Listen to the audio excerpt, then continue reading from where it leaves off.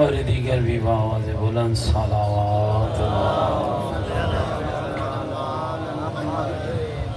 اہل ایمان اور اہل اسلام کی محافظت، بیماروں کی شفا یابی، بے اولاد گودوں کی اولاد نرینہ، محبین اہل بیت کی جان و مال کی حفاظت، دشمنان دین، دشمنان قرآن، دشمنان اسلام، دشمنان اہل بیت کی نیست و نابودی کے لیے بلند تر صلوات۔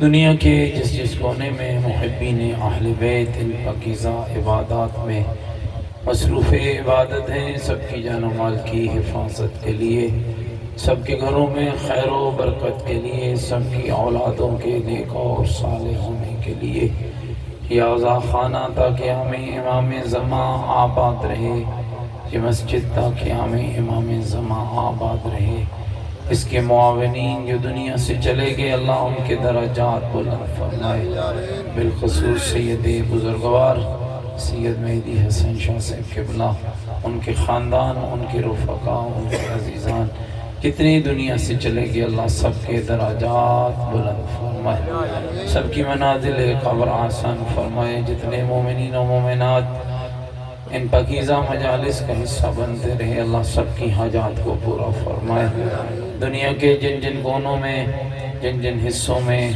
عزاداری سید الشہداء ایسی پاکیزہ عبادت منعقد ہے، اللہ سب کی عبادت کو قبول فرمائے، اللہ سب کے گھروں پہ رحمت نازل فرمائے، جو کچھ ان مجالس سے اعضاء میں بیان ہوتا رہا، اگر وہ بیان حق ہے تو اللہ ہمیں عمل کی توفیق عطا فرمائے، اگر اس میں کمیوں کوتاہی ہوئی ہے تو اللہ ہمیں معاف فرمائے، مولانا قبلہ کی توفیقات خیر میں اضافہ فرمائے اور انہیں صحت عطا فرمائے، اللہ آپ سب کی اولادوں کو نیک اور صالح قرار دے، جو مسافر ہیں ان کے سفر پہ خطر فرمائے، جو مریض ہیں اللہ انہیں شفا عطا فرمائے، سب سے بڑی اور ضروری دعا یوسف زہرا کے ظہور میں تعجیل فرمائے، اللہ ہمیں امام کے سپاہیوں میں شمار فرمائے، میرا عقیدہ ہے کہ دعاؤں کی قبولیت کا بہترین طریقہ آل محمد پر صلوات ہے، بلند تر صلوات۔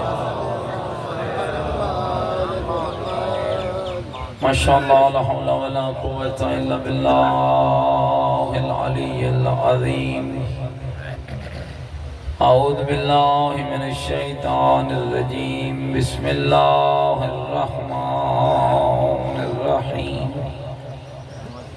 الحمدللہ رب العالمین والعاقبۃ للمتقین والنار للمنافقین،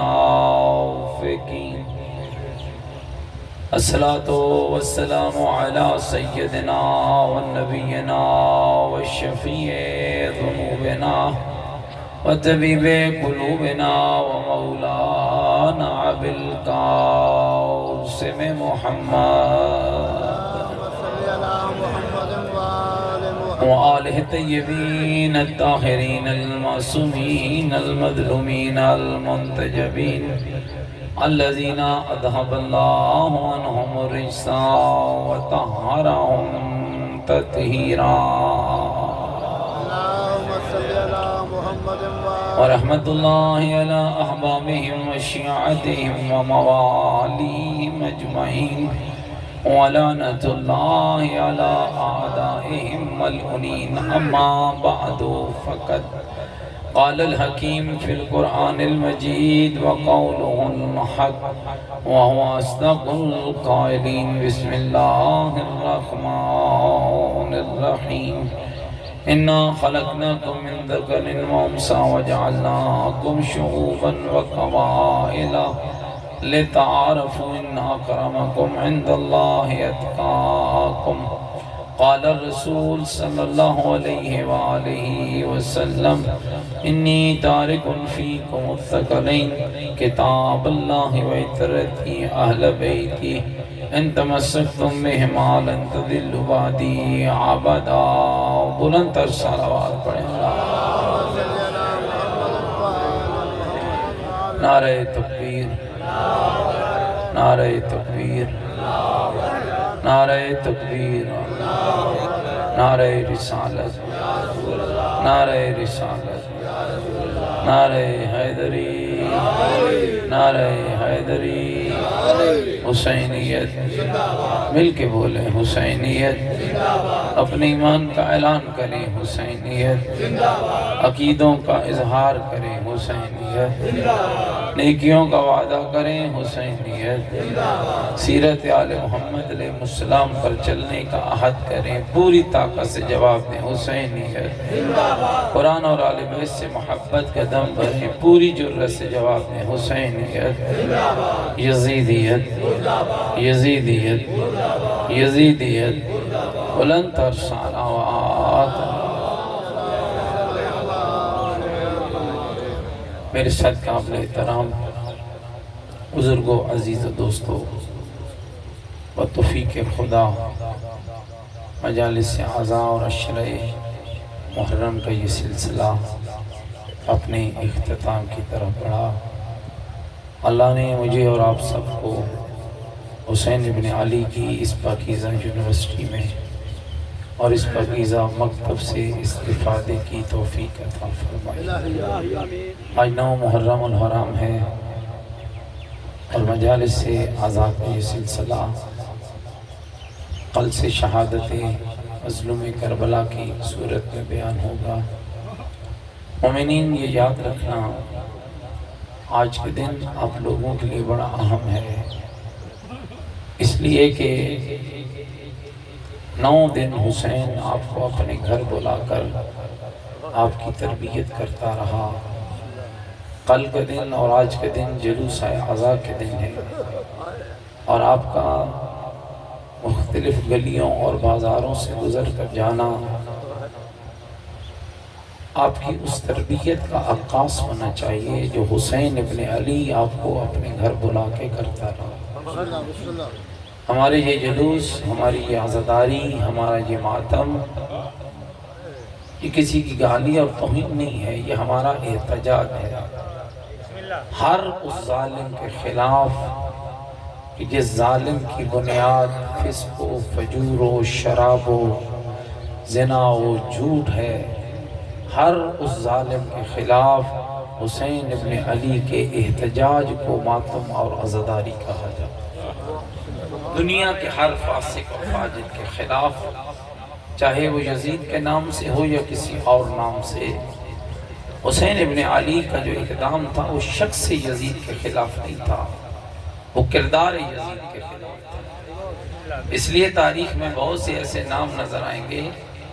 اسی یزید کا ایک بیٹا ہے کہ جو اس کے بعد تخت پہ بیٹھا تھا، اس نے یہ کہہ کر تخت چھوڑ دیا کہ میں اس تخت پہ نہیں بیٹھوں گا جس کو آل محمد کے خون سے رنگا گیا۔ کبھی ہمارے ممبروں سے اس کے خلاف بات نہیں ہوئی ہے، حالانکہ اسی یزید کا بیٹا ہے، حاکم شام کا ہوتا ہے۔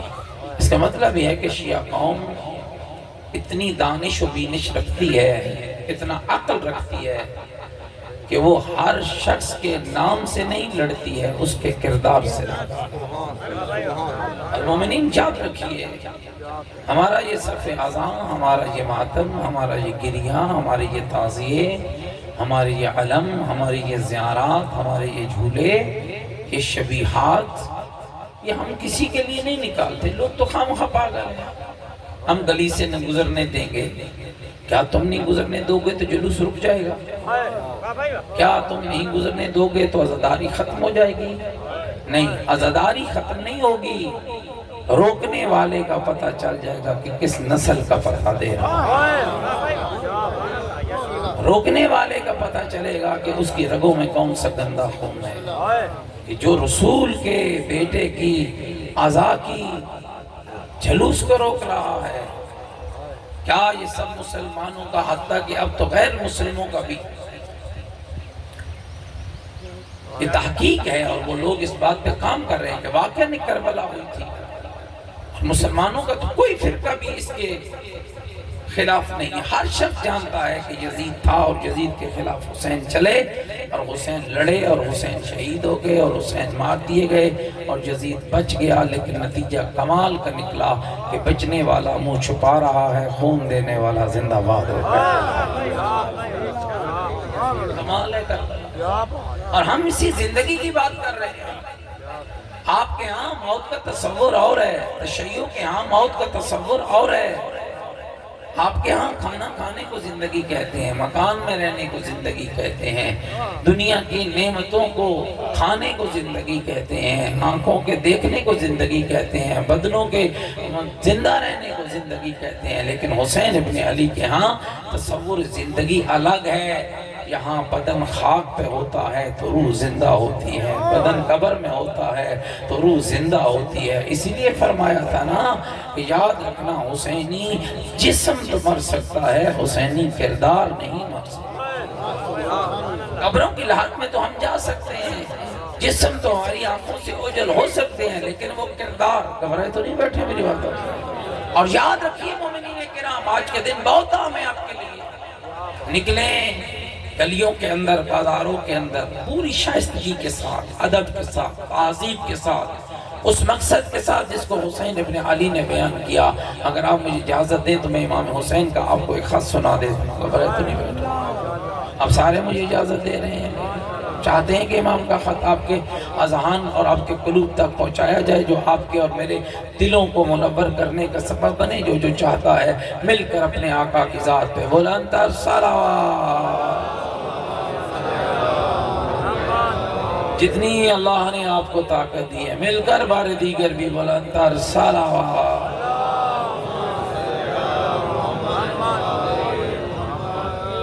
مومنین کرام یاد رکھنا، نعرہ تکبیر، اللہ اکبر، نعرہ رسالہ یا رسول اللہ، نعرہ حیدری یا علی، نعرہ صلوات. اللہم صلی علی محمد وآل محمد. متوجہ بیٹھے میری بات. اور ایسا نہیں دیکھیں، سب سے بڑی، میں نے پہلی یا دوسری مجلس میں ایک اشارہ کیا تھا، سب سے بڑا پروپیگنڈا حسین ابن علی کے ساتھ یہ ہوا کہ لوگوں نے کہا ہمیں تو حسین نے بتایا نہیں اور رات کے پردے میں چلے گئے، اگر ہمیں بتاتے تو ہم ساتھ ہوتے. آج ملا اپنے بڑوں کو بچانے کے لیے اسی پروپیگنڈے کا دنیا کو شکار کرتا ہے. حسین ابن علی بغیر بتائے تیرے خدا کی قسم یہ جھوٹ ہے اور تہمت میرے حسین پر ہے. حسین اسی طرح ایک ایک کا دروازہ کھٹکھٹاتا رہا جس طرح حسین کی ماں ایک ایک کا دروازہ اور ایک ایک کو بتاتے رہے اٹھو نکلو، امر بالمعروف کا وقت آ گیا ہے، نہی عن المنکر کا وقت آ گیا ہے، دین خدا کو بچانے کا وقت آ گیا ہے، اللہ کے دین کی زندگی کا وقت آ گیا ہے، قرآن کی حفاظت کا وقت آ گیا ہے، نبیوں کی سیرت کے بچانے کا وقت آ گیا ہے، حلال کو حلال اور حرام کو حرام رکھنے کا وقت آ گیا ہے. کوئی بیٹھ چکا ہے تو اللہ کے قرآن کی بھی توہین کر رہا ہے، اللہ کے دین کی بھی توہین کر رہا ہے، اللہ کی شریعت کی بھی توہین کر رہا ہے. وہ کفریہ اشعار کے ذریعے کبھی نبوت کا انکار کرتا ہے، کبھی رسالت کا انکار کرتا ہے، کبھی توحید کا انکار کرتا ہے، کبھی جنت و جہنم کا انکار کرتا ہے. اٹھو تم پر واجب ہے، او میرے نانے کا کلمہ پڑھنے والو، اٹھو حسین نے علم اٹھا لیا ہے. یزید کے خلاف حسین کا علم اٹھ چکا ہے، یزیدیت کے خلاف حسین بات کرنے نکل رہا ہے. اور حسین جو چھپ کے نہیں گیا، ایک ایک کو بتا کے گیا. جس کے دل میں نور ایمان کی شمع تھی وہ حسین کے ساتھ چلتا چلا گیا اور پھر چلتا گیا تو حبیب بنتا گیا، مسلم بنتا گیا، زہیر بنتا گیا، بریر بنتا گیا اور اتنے قابل عزت بن گئے کہ 1400 سال کے بعد بھی جیسے ہی ان کا نام آتا ہے ان پر علیہ السلام کہنے کو دل کر آتا ہے. مومنین کی ہم لوگوں کا کمال تھا اور وہ بے کمال لوگ جو حسین کے آواز میں لبیک نہیں کہی. مجھے ایک لیہ یونیورسٹی کے اندر لیکچر کا موقع ملا، میں نے کہا کہ ایسے خطوط امام حسین کے ہیں آج بھی موجود ہیں، پڑھنے والا کوئی نہیں. سیمینار ہوتے ہیں، ہم جاتے ہیں، کھانے کھاتے ہیں، پلٹ آتے ہیں. ہماری مجلسوں میں بھی کچھ محسوس نہ فرمانا دوستو، ناراض نہ ہونا. کچھ ایسی ہی کمی ہمیں دیکھنے کو ملتی ہے کہ ہم روٹین کی مجلس سننے کے عادی ہو چکے ہیں. ہم ڈیمانڈ نہیں کرتے. آپ پہ ایسے ہیں یہاں بیٹھنے والے کو ڈیمانڈ کیجیے، اسے کہیے کہ میری یہ ضرورت ہے. مجھے بتاؤ کہ حسین نے مدینے میں کیا کہا تھا، حسین نے مکے میں کیا کہا تھا، جب احرام توڑا تھا تو کیا کہا تھا، جب کربلا کی طرف بڑھے تھے تو کیا کہا تھا، جب 2 محرم کو آئے تھے تو کیا کہا تھا، جب 8 محرم کو کبھی کبھی بڑا لطف آتا ہے ایسے مجموع میں کہ جہاں سامعین کی یہ ڈیمانڈ نہیں ہوتی کہ آج مولوی صاحب نے نعروں والی مجلس نہیں پڑھی ہے اور آج یہ کلابیں نہیں ملائے ہیں، بہت لطف آتا ہے۔ مومنین کرام متوجہ ہوں، اپنی نسلوں کو متوجہ کیجئے، کلام حسین پڑھیے، اپنے گھروں میں لے کر آئیے، پھر تمہیں پتہ چلے گا کہ حسین کا معیار کیا ہے، حسین کا وقار کیا ہے۔ اور انہی پاکیزہ کلاموں میں سے میرے امام کا یہ خط جو رہتی دنیا تک کے لیے مشعل رہا ہے، اس ایک پورے خط کے اندر حسین ابن علی نے دنیا کے ہر غلط سوچ رکھنے والے شخص کو بیدار کرنے کی کوشش کی اور بیدار کیا ہے۔ میرا مقصد حکومت نہیں تھا، اقتدار نہیں تھا، پیسہ نہیں تھا، دولت نہیں تھی، مجھ حسین ابن علی کا مقصد فقط اپنے نانے کی امت کو یزید کی گندگی سے نکال کر صالح بنا۔ فقط مجھ حسین ابن علی کا مقصد یزید جیسے فاسق اور فاجر سے اپنے نانے کی امت کو بچانا تھا۔ اب راستے سے گزر رہے ہوں، راستہ گندگی سے بھرا ہوا ہو، غلاظت کا ڈھیر ہو، آپ کو گزرنے کا راستہ نہ مل رہا ہو، ایک شخص آئے آپ کو اس کی گندگی سے بچا کر آپ کو اس غلاظت سے پار لے جائے، بتا وہ تیرا محسن ہوگا یا تیرا دشمن ہوگا؟ بولو سارے، حسین ہوگا نا۔ آپ گندگی میں گر جاتے، غلاظت میں گر جاتے، یزید تو چاہتا تھا کہ تو شراب کی گندگی میں گر، تو بے پردگی کے گندگی میں گر، تو بے غیرتی کی گندگی میں گر، تیرے ہاں مسجدیں بنے تو بندر نچائے جائیں، تیرے ہاں عورتوں کی عصمت دری ہو، تیرے ہاں زنا عام ہو، تیرے ہاں شراب حرام ہو، تیرے ہاں ہر گندگی ہر غلاظت کو عام کر دیا جائے، تیرے ہاں حوث پرستی عام ہو، مالوں کا لوٹنا عام ہو، لوگوں کے حق پر ڈاکہ ڈالنا عام ہو، جھوٹ عام ہو، خیانت عام ہو، اور حسین ابن علی نے ہر اس اقدام کے خلاف اٹھ کھڑے ہوئے فرمایا اب میں تمہیں بتاؤں گا، عام وہ نہیں ہوگا جو تیرا کردار ہوگا، عام وہ ہوگا جو حسین ابن علی کا کردار ہے۔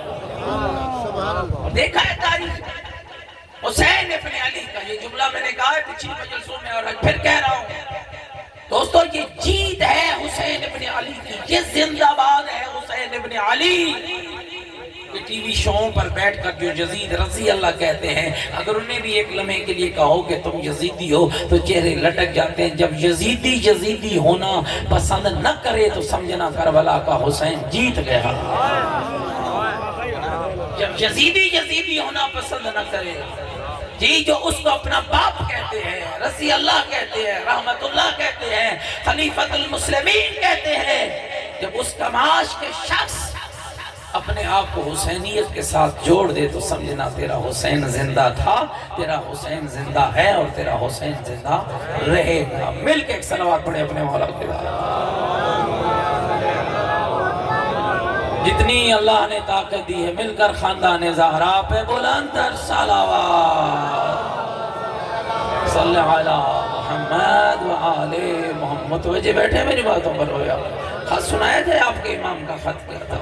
مدینہ چھوڑ رہی امام علیہ السلام نے، وہ مدینہ کے دربار کی گفتگو میں نے آپ کی خدمت میں عرض کرتا تھا، یہ امام کا خط ہے، ایک وصیت ہے، اور یہ یاد رکھنا امام کا کلام کسی زمانے کا مقید نہیں ہوتا۔ امام کا خط فقط مدینے والوں کے لیے نہیں تھا، امام کا خط فقط کوفے والوں کے لیے نہیں تھا، قیامت تک کلام الامام امام الکلام، امام کا کلام کلاموں کا امام ہوتا ہے۔ گھبرائے تو نہیں بیٹھے، یوں سمجھا دوں کہ امام کا کلام کلاموں کا سردار ہوتا ہے، اور سردار کا کلام کسی وقت کے لیے نہیں ہوتا، کسی لمحے کے لیے نہیں ہوتا، کسی دن کے لیے نہیں ہوتا، ہر ہدایت دینے والے کے لیے، ہر کردار کی خوشبو اپنے اندر پالنے والے کے لیے حسین کا کلام کل بھی حق تھا، حسین کا کلام آج بھی۔ ظاہراً یہ خط توجہ چاہتا ہوں آپ سب مل کے ایک صلوات پڑھیں محمد و آل محمد کی ذات۔ ماشاءاللہ جو کلام امام سننا پسند کر رہے ہیں پوری طاقت کے ساتھ مل کر اپنے آقا کی ذات پہ بلند تر صلوات محمد و آل محمد۔ توجہات ہو گئی آپ کی میری طرف سے، توجہ رکھیں۔ بسم اللہ الرحمن الرحیم۔ ھذا معوص بالحسین بن علی الى رجل اخی المعروف بابن حنفی۔ یہ حسین ابن علی کی وصیت ہے اپنے اس بھائی کے نام کہ جو محمد ابن حنفیہ کے نام سے معروف ہے۔ اب کیا سمجھتے ہیں کہ یہ وصیت فقط محمد ابن حنفیہ کو ہے یا آپ کو بھی ہے؟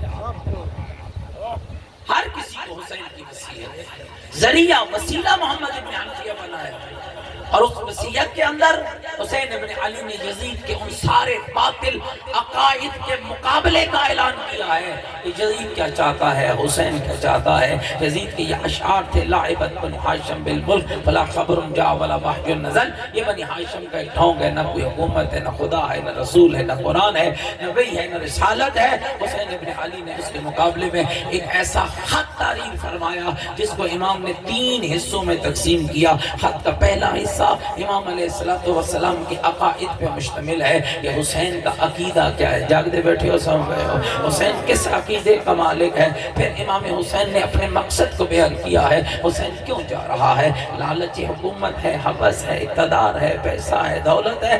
تیسرے حصے میں حسین ابن علی نے ہر اس شخص کے لیے دعا کی ہے کہ جو شخص حسین کے اس آواز پہ لبیک کہنے والا ہے، جو حسین کے اس پیغام کو سننے والا ہے۔ لہذا میرے مومنین بھائیوں، میرے بہنوں بیٹیوں اور ماؤں بہنوں اور میرے بچوں جوانوں عزیزوں بزرگوں، پوری توجہ کے ساتھ امام کے اس کلام کو سننا۔ امام فرماتے ہیں ان الحسین یشہد ان لا الہ الا اللہ وحدہ لا شریک لہ، حسین گواہی دیتا ہے کہ اللہ کے علاوہ کوئی اور لائق عبادت نہیں ہے، لائق عبادت فقط میرا اللہ ہے۔ اور کیسا اللہ ہے؟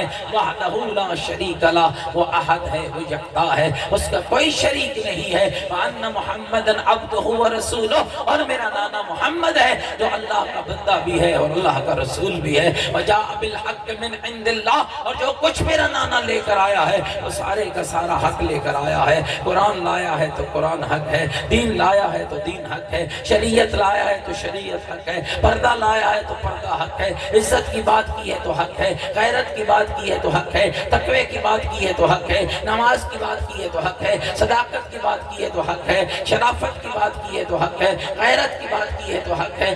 جو کچھ میرا نانا لے کر آیا ہے، چاہے وہ قرآن کی آیتوں کی صورت میں آیا ہے، چاہے وہ حدیث قدسی کی صورت میں آیا ہے، چاہے رسول کے فرامین کی صورت میں آیا ہے، چاہے وہ حج کی صورت میں آیا ہے، جو کچھ میرا نانا لے کر آیا ہے، چاہے وہ غدیر کی صورت میں آیا ہے، وہ سارے کا سارا میرا نانا حق لے کر آیا۔ وجاء بالحق من عند اللہ، جو کچھ میرا نانا لے کر آیا وہ سارے کا سارا حق لے کر آیا ہے۔ اور اگلے جملے میں کمال جملہ فرمایا، کہا سنو ان الحسین یشہد ان لا الہ الا اللہ وحدہ لا شریک لہ واشہد ان محمدا عبدہ ورسولہ وجاء بالحق من عند اللہ ان الموت حق والحیات حق والنار حق والجنت حق والساعۃ آتیۃ لا ریب فیہا وان اللہ یبعث من فی القبور۔ کیا کہتا ہے؟ کوئی جنت نہیں ہے، کیا کہتا ہے؟ کوئی جہنم نہیں ہے۔ تو سن، حسین کا عقیدہ سن لے۔ سب سے بڑا تو تم یہ دھوکہ دیتا ہے، یزید تو کہتا ہے کہ مار دوں گا حسین تجھے، تو سن حسین کا عقیدہ کیا ہے۔ ان الموت حق والحیات حق، حسین موت کو زندگی سے بھی پہلے حق مانتا ہے، حسین موت کو زندگی سے بھی پہلے حق مانتا ہے۔ اس لیے فرمایا موت بھی حق ہے اور زندگی بھی حق ہے۔ کتنا مزاج میرے حسین کا قرآن سے ملتا ہے۔ میرے رب نے سورہ ملک میں فرمایا تھا نا، خلق الموت والحیات لیبلوکم ایکم احسن عملا، تیرا رب ہے جس نے موت اور زندگی کو پیدا کیا ہے تاکہ آزمائے کہ اچھے عمل کرنے والا کون ہے۔ اللہ کے قرآن میں بھی موت کا ذکر پہلے ہے، حسین کے فرمان میں بھی موت کا ذکر پہلے ہے۔ ان الموت حق والحیات حق، حسین موت کو بھی حق مانتا ہے، حسین زندگی کو بھی حق مانتا ہے۔ گویا میرا مولا کہہ رہا ہے، اور دنیا والوں اگر اس نے زندہ رکھنا ہے تو کوئی مار نہیں سکتا ہے، اور اگر اس کی مشیت کا ارادہ ہی یہی ہے کہ اس کی راہ میں قربان ہو جایا جائے تو پھر یاد رکھنا اس زندگی کو حسین کبھی پسند نہیں کرتا ہے جو اس کی مشیت کے خلاف ہو۔ پھر حسین اس کے ارادے پہ قربان ہونے کے لیے تیار ہے۔ وَأَنَّ الْجَنَّةَ حَقٌّ والنار حق. یزید نے کہا تھا نہ جنت ہے نہ جہنم ہے. کس نے دیکھی ہے جنت جو باتیں کر رہے ہو؟ میرے حسین نے کہا تھا نا جنت بھی حق ہے اور جہنم بھی حق ہے، نعمتیں بھی حق ہیں اور اللہ کی عطائیں بھی حق ہیں. وَأَنَّ اللَّهَ يَبْعُثُ مَن فِي الْقُبُورِ، اور یہ قبروں میں جانا بھی حق ہے، پھر قبروں سے اٹھایا جانا بھی حق ہے، قبروں میں لیٹنا بھی حق ہے، معشور ہونا بھی حق ہے. اور پھر فرمایا تھا سنو انی لم اخرج عاشرم ولا بدرم ولا مفسدم ولا ظالما، میں حسین نہیں جا رہا، یہ کیا حکومت کی ضرورت ہے. اور میں کہا کرتا ہوں لوگوں اس کو چاہیے کیوں کی حکومت جس کا باپ دنیا کے اقتدار کو اپنی ٹوٹی ہوئی جوتی کے برابر بھی نہ سمجھتا ہو، جن کو اللہ نے امام کائنات بنایا ہو، جن کو اللہ نے سردار جنت بنایا ہو، جن کے لیے نبی نے کہا ہو الحسن والحسین سیدہ شباب اہل الجنہ، انہیں حکومت کی کیا ضرورت ہے. جن کے گھر میں سنگریزے کلمہ پڑھ لے، جن کے گھر میں قرآن نازل ہو، جن کے گھر میں جنت کا کھانا آ جائے، جن کے دروازے پہ ملک الموت رک جائے، جس کا چہرہ دیکھنے 40,000 فرشتے آ رہے ہو، اسے دنیا کی حکومت کی ضرورت کیا؟ وہ دنیا کے اقتدار کو چاہتا کیا ہے؟ یہی وجہ ہے کہ میرے حسین نے فرمایا انی لم اخرج اشرم، گھبرائے تو نہیں بیٹھے میری باتوں سے، انی لم اخرج اشرم ولا بدرم ولا مفسدم ولا ظالما بل انما خرجت لطلب الاصلاح فی امت جد رسول اللہ. مجھے نہیں چاہیے تمہارا اقتدار، میں حوث پیسے دولت کی خاطر نہیں جا رہا ہوں، میں تو فقط اس لیے نکلا ہوں کہ یہ حسین کے لیے ناقابل برداشت ہے کہ حسین کے سامنے کوئی حسین کے نانے کی امت کے عقیدوں کو بگاڑ رہا ہو، کوئی حسین کے نانے کی امت کے کردار کو بگاڑ رہا ہو. میں تو اصلاح امت کے لیے نکلا ہوں. اگلا جملہ عزیز و سننا، فرمایا اريد ان امر بالمعروف وانہا عن المنکر، میں تو امر بالمعروف کے لیے نکلا ہوں، میں تو نہی عن المنکر کے لیے نکلا ہوں. لوگ تو شاعری کرتے ہیں نا، میں تمہیں قرآن سے بتا رہا ہوں میرے حسین کا مزاج قرآن سے کتنا ملتا ہے. کیا فرمایا اريد ان امر بالمعروف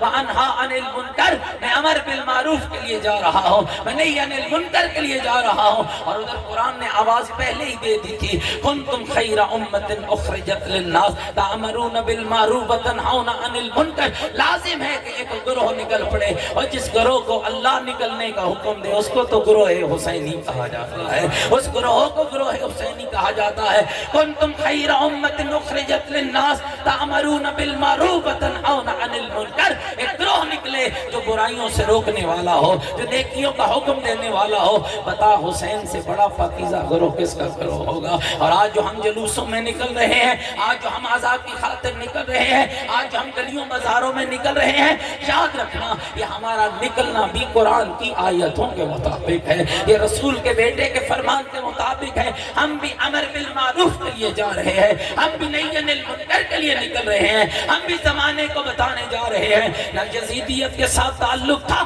نہ یزیدیت کے ساتھ تعلق ہے، نہ یزیدیت کے ساتھ تعلق رہے گا. ہم کل بھی حسینی تھے، ہم آج بھی حسینی ہیں، ہم قیامت تک حسینی رہے گے. روکتے ہو تو روک لو، مارتے ہو تو مار دو، گلا دباتے ہو تو دبا دو، بم بلاسٹ کرتے ہو تو کر دو. یاد رکھنا جب تک ہمارا وجود باقی ہے یہ کہتا رہے گا یزید مردہ آباد ہے، حسین زندہ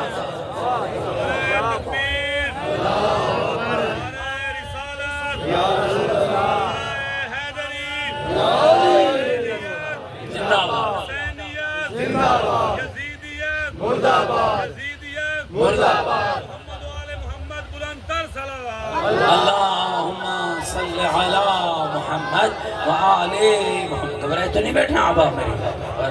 ہم کہتے رہیں گے تو لاکھ چھپے پردوں میں اے روح یزیدی، ہم لعنت تیری تصویر پہ کرتے رہے. یاد رکھنا یہ ہمارا احتجاج کسی شخص کی ذات کی خلاف نہیں ہے، اس غلیظ نظام کے خلاف ہے جس نظام کا پروردہ یزید یا کوئی اور تھا.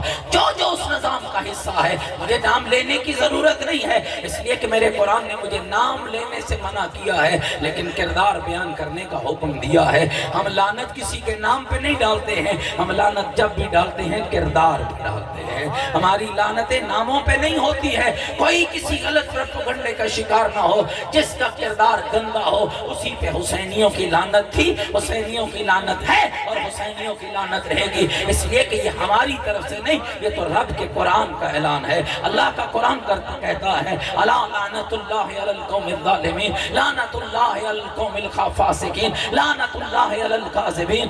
اللہ کاذبوں پہ لعنت کرتا ہے، اللہ فاسقوں پہ لعنت کرتا ہے، اللہ مشرکوں پہ لعنت کرتا ہے، اللہ ظالموں پہ لعنت کرتا ہے۔ تو اگر وہی لعنت شیعہ کر دے تو ناراض ہونے کی ضرورت، وہی لعنت اگر علی والا کر دے تو پھر ناراض ہونے کی ضرورت کیا ہے؟ یاد رکھنا، نہ ہم قرآن سے باہر ہیں، نہ حسین ابن علی سے باہر ہیں۔ میرے امام نے فرمایا انی لم اخرج عشرا ولا بطرا ولا مفسدا ولا ظالما بل انما خرجت لطلب الاصلاح فی امت جدی رسول اللہ۔ نہ تخت چاہیے، نہ حکومت چاہیے، نہ اقتدار چاہیے، نہ پیسہ چاہیے، نہ دولت چاہیے، میں کسی خاطر نہیں جا رہا ہوں، میں تو نانے کی امت کی اصلاح کی خاطر جا رہا ہوں۔ آپ کلمہ گو شیعہ ہے یا اہل سنت ہے، جا اپنے گھروں میں جا کے دیکھ لے، اگر نماز ہے تو سمجھنا حسین زندہ باد ہے، اگر روزہ ہے تو سمجھنا حسین زندہ باد ہے، اگر بیٹی کے سر پہ پردہ ہے تو سمجھنا حسین زندہ باد ہے، اگر ماں اور بیٹی میں احترام ہے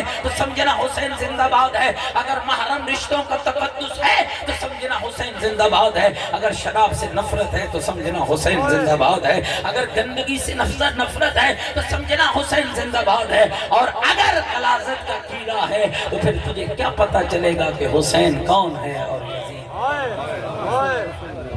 اللہ اکبر یا رسول اللہ یا گھبرا تو نہیں گے میری؟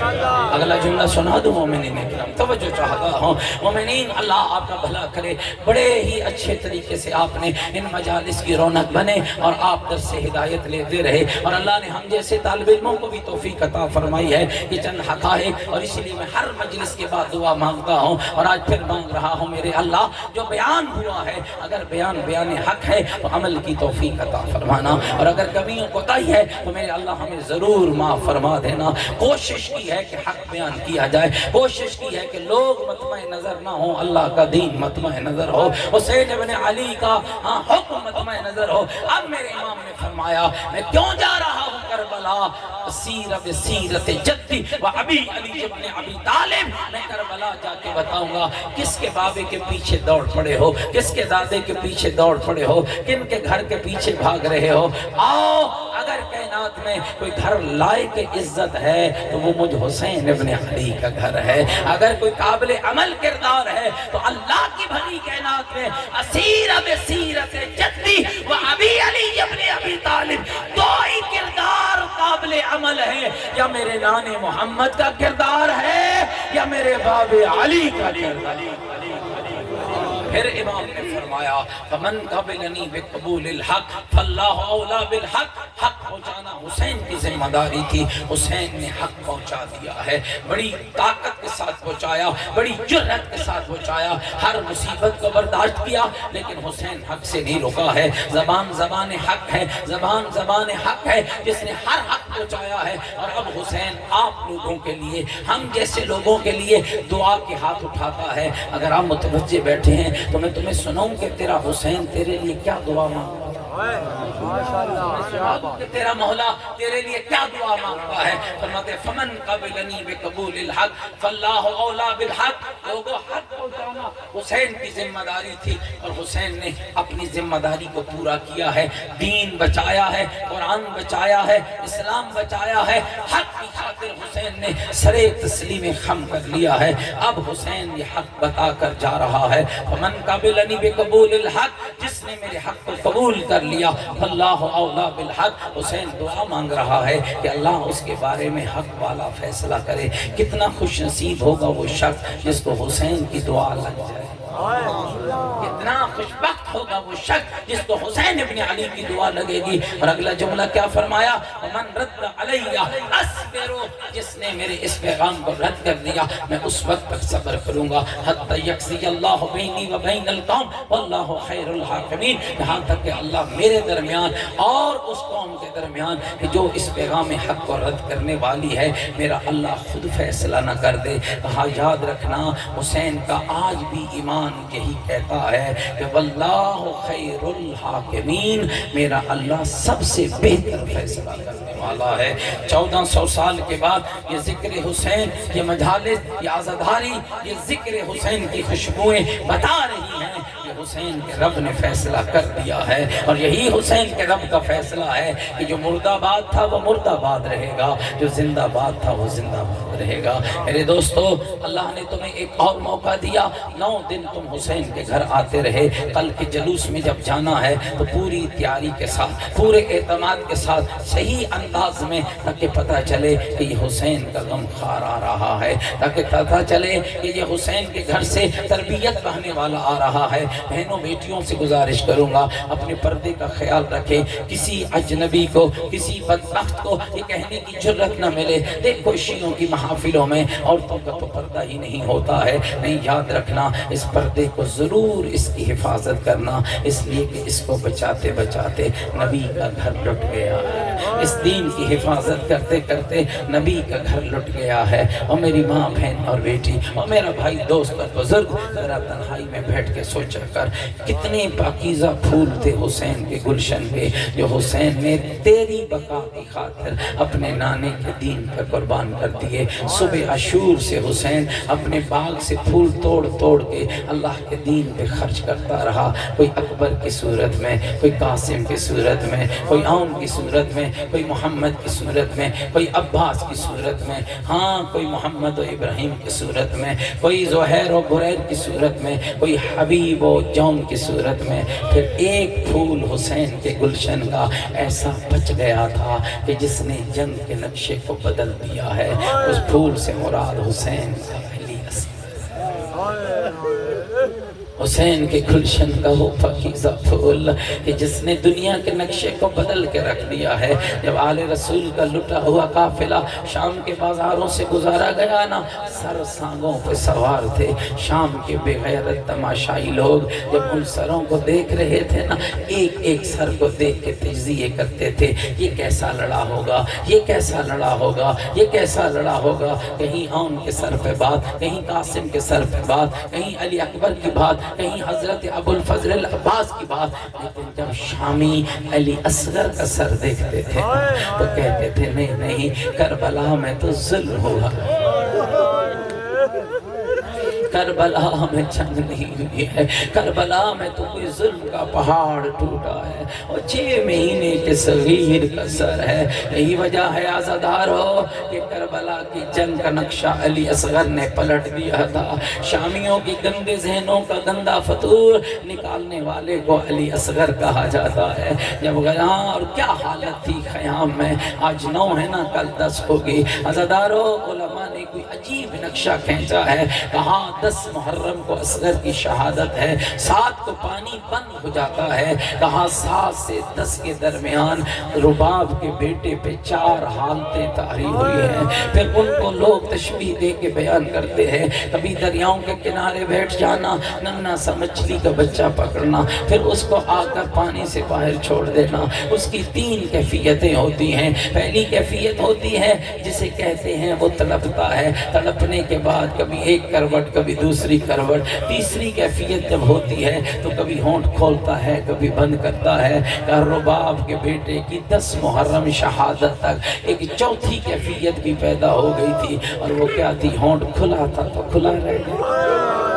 اللہ اکبر، اللہ اکبر، اللہ اکبر۔ ہونٹ بند تھا تو بند رہ گیا۔ اس لیے کسی شاعر نے کیا نقشہ کھینچا ہے، شدت پیاس سے اصغر نے تڑپ کر دیکھا، ماں نے خیمے کی تنابوں سے لپٹ کر دیکھا، کتنی مجبور تھی ساقیے کوثر کی بہو، خشک مشکیزے کو کئی بار الٹ کر۔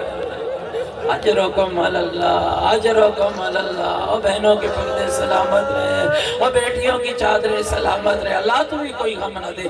جتنے بے اولاد آئے بیٹھے ہو، علامہ اختر عباس قبلہ فرماتے تھے، علی اصغر باب الحوائج ہے، اس کے صدقے میں اللہ سے دعائیں مانگا کرو۔ جتنے بے اولاد آئے بیٹھے ہو، سب کو کہوں گا آج ضرور علی اصغر کے صدقے اللہ سے بے اولادوں کے لیے دعا مانگنا، اپنے لیے اگر خود بے اولاد ہو تو دعا مانگنا، اور اگر اولاد ہے تو اس کی سلامتی کی دعا مانگنا۔ شام مومنین کرام، استغاثہ حسینی کا جو اثر ہوا وہ کربلا کی دو ہستیوں پہ بڑا سخت ہوا۔ کون سا استغاثہ؟ جب تیرے امام نے کربلا کی گرم ریت پہ لاشوں کے بیچ کھڑے ہو کر کہا حل من ناصر ینصرنی، ہے کوئی مجھ غریب کی مدد کرنے والا؟ حل من مغیث یغیثنا، ہے کوئی اللہ راسی کی مدد کرنے والا؟ عزادارو تیسرا جملہ کوئی جگر منہ کو آتا ہے۔ تیرے حسین نے کہا حل من ذاب یذب عن حرم رسول اللہ، ہے کوئی میری زینب کی چادر بجا، اے کوئی میری بہنوں کا اجرکم اللہ، اجرکم اللہ، اجرکم اللہ، بہنوں کے پردے محفوظ رہے۔ عزادارو روایتیں کہتی ہے دو شخصیتوں پہ بڑا اثر ہوا، ایک جھولے میں پڑے ہوئے علی اصغر پہ ہوا، ایک چمڑے کے بستر پہ پڑے بیمار کربلا پہ ہوا۔ بیمار کی آنکھ کھلی تو آواز دی یا امتی حلومی الیہ، پھوپھی میرے قریب چلی آنا۔ بی بی زینب دوڑ کے امام سجاد کے قریب گئی ہے۔ ہاں بیٹا سجاد بتا کیا ہوا ہے؟ پھوپھی ایتین السیف والعصا، پھوپھی مجھے تلوار اور عصا لا کر دے دو۔ اور بیٹا کیا کرے گا تلوار و عصا کا؟ پھوپھی سن نہیں رہی، میرا بابا غربت کے ہوکے دے۔ اجرکم اللہ، آج 9 محرم ہے، کسی کا کوئی کمال نہیں ہے، اور دلوں میں قبر حسین ہو تو کوئی کمال نہیں ہے۔ پھوپھی میرا بابا غربت کے ہوکے دے رہا ہے، پھوپھی مجھے تلوار اور عصا لا کر دے دو۔ عزادارو سنو گے اگلا جملہ؟ بی بی نے ماتھا چوما، کہا بیٹا سجاد تلوار کے زخم کھا کے پھٹ جائے گا جگر، تلوار کے زخم کھا کے کربلا کی ریت پہ سونا اور ہے، ننگے سر ماں ساتھ، ننگے سر بہن ساتھ، ننگے سر بیٹیاں ساتھ، بال کھلے ہو، ہاتھوں میں رسیاں ہو، بدماشوں کا مجمع ہو، سجاد گزر رہا ہو۔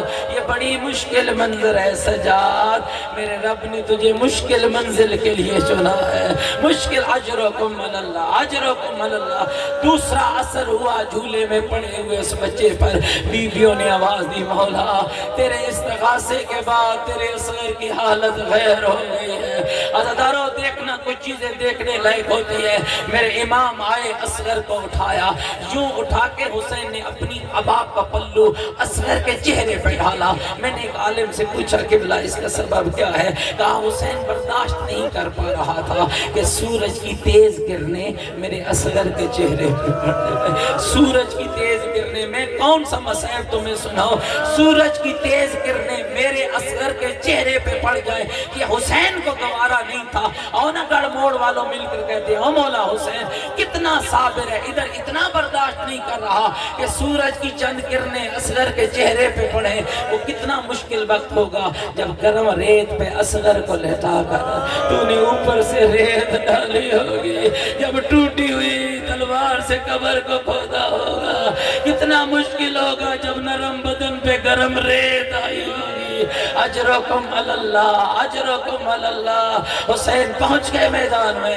عزادارو حسین ابن علی کا کلام سننا، فرماتے ہو کمینو تمہاری نظر میں مجرم تو میں ہوں نا، میرے اصغر کا جرم کیا ہے، میرے لال کا قصور کیا ہے، ایسے پانی پھیلا دو۔ مومنین کتنا پانی، وہ بہنیں آئی بیٹھی ہیں، مائیں آئی پردے میں بیٹھی ہیں، گھروں کو لوٹ کے جانا نہ اپنی بیویوں سے پوچھنا 6 مہینے کا بچہ یہ گلاس پانی کا پڑا ہے، یہ پورا گلاس 6 مہینے کے بچے کو مائیں گلاس سے پانی نہیں پلاتی ہے، ہونٹوں کو تر کرتی ہیں پوروں کے ساتھ، انگلیوں کے پوروں کے ساتھ، چھوٹی سی چمچی لے کے گیلا کپڑا لے کے بچوں کے ہونٹ پہ مارتی ہیں، پیاس بجھ جاتی ہے۔ یار لوگ کہتے ہیں ابھی بھی نہ روئیں، اب پانی جس کی دادی کا حق مہر ہو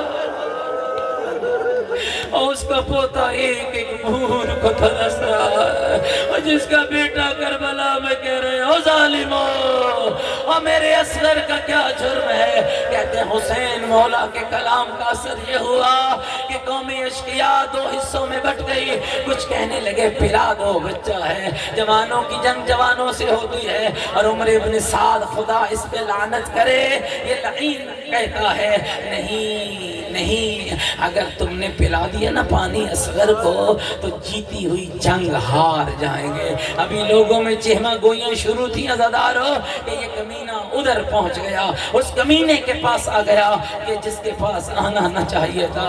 اس کا نام تاریخ نے حرملہ لکھا ہے، 36 سال کا کڑیل جوان یزیدی۔ روایتیں کہتی ہیں یہ کہنے لگا حرملہ اقطع کلام الحسین، حسین کی کلام کو قطع کر دے۔ اب اس کمینے نے کیا کیا؟ تیروں کے ترکش کی طرف چلا۔ مجھے بتاؤ 6 مہینے کے بچے کے لیے ایک چھوٹا سا تیر ہوتا، ایک ننھا سا تیر ہوتا تو کافی تھا نا، بڑا تیر انداز تھا ملعون۔ لیکن کیا کیا؟ 3 نوکوں والا تیر، 3 نوکوں والا تیر ڈھونڈا۔ جس کے بنانے والے سے پوچھا گیا، کہا نہیں میں نے جنگ کے جوانوں کے لیے بھی نہیں بنایا، یہ تو میں نے جنگ کے حیوانوں کے لیے بنایا۔ اللہ رہے ان کمینوں کی رباب کے گلشن سے عداوت، اللہ رہے ان کمینوں کی رباب کے چمن سے عداوت۔ کہتے ہیں کمان میں کمینے نے تیر جوڑا۔ مولانا جان علی قاسمی فرماتے تھے ایک مرتبہ جوڑا، گرا، جوڑا، پھر گرا، پھر جوڑا، پھر گرا۔ جب مسلسل تیسری بار تیر گرا نا، عزادارو جگر سنبھال کے جملہ سننا، کہا عمر ابن سعد نے او حرملہ بڑا تیر انداز ہے، تیرے ہاتھ سے تیر کیوں گر رہا ہے؟ کہتا ہے کیا بتاؤں، ادھر تیر مارنے لگتا ہونا کوئی آواز میرے کانوں سے ٹکراتی ہے، نہیں پتا اس کی بہن ہے یا اس کی ماں ہے۔ کہتی ہے کمینہ اپنا تیر بھی دیکھ، میرا صغیر بھی دیکھ، میرا بولی نہیں بول سکتا۔ اجرکم علی اللہ، اجرکم علی اللہ، اجرکم علی اللہ، اجرکم علی اللہ۔ روایتیں کہتی ہیں عزادارو ایران کا ایک روزہ خان ہے، جیسے ہمارے ہاں ذاکرین عظام ہوتے ہیں، وہاں ایرانی روزہ خان، پڑھا لکھے روزہ خان، اور ایک روزہ خان پڑھ رہا تھا۔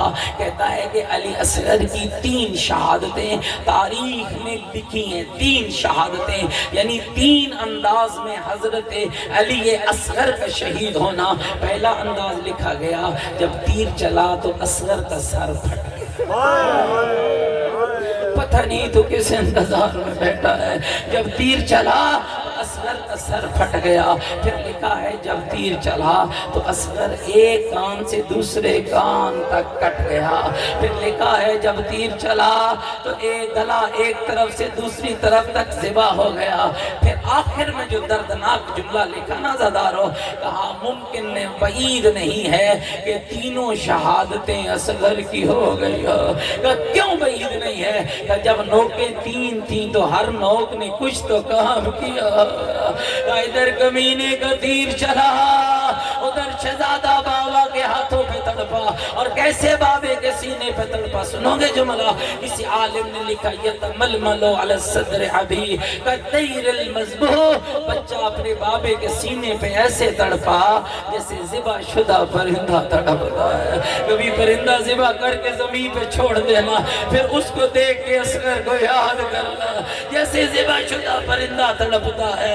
اب کربلا کے غریب نے کیا کیا؟ مختلف روایتیں ہیں اور میں نہیں بخل کرنا چاہتا، دل چاہتا ہے دونوں ہی روایتیں تمہیں سنا دو۔ ایک روایت جو عام پڑھی جاتی ہے، یہ حسین ابن علی نے چاہا اصغر کا خون نحق آسمان کی طرف پھینکو، آوازیں نہ پھینکنا وگرنہ بارش نہیں ہوگی، نانے کی امت پیاسی مر جائے گی۔ چاہا زمین کی طرف پھینکو، آوازیں نہ پھینکنا وگرنہ سبزہ نہیں اگے گا، نانے کی امت بھوکی مر جائے گی۔ اور گڑھ موڑ والوں سنو گے حسین نے کیا کیا؟